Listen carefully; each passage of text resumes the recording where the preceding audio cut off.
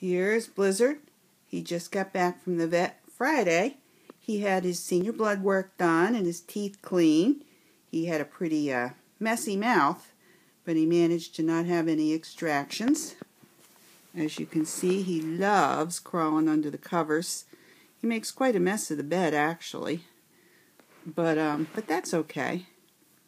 He's a sweet guy, a healthy guy with a clean mouth.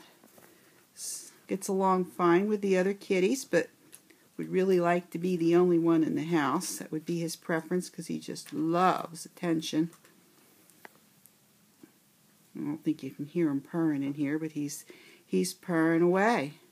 So if you're looking for a handsome and sweet older guy, this might be the one.